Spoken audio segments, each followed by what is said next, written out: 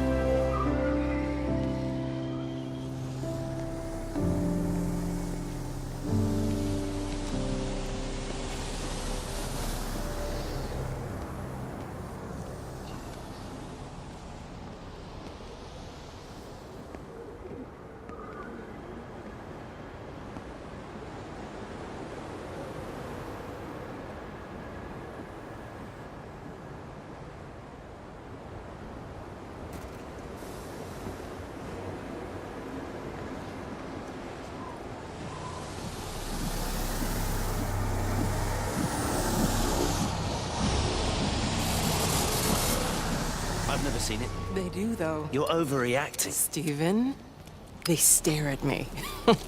Yesterday I went into the village and this old woman just stopped in the middle of the street and stared at me like I had two heads. Oh, don't be so melodramatic. I'm like a walking freak show. Oh, this place, it's so insular. I just don't understand how you grew up here. Well, I was very different then. And they're not so bad, really. That's easy for you to say. Just give it a bloody chance, Kate. This was the deal. A year here, and we could be in with a real shot at Lucia. Stephen! Oh, Christ, it's Lantham. Stephen Appleton, I thought it was you. What's all this about a young wife? Oh. Hello. Two heads, Stephen. Hi, I'm Kate.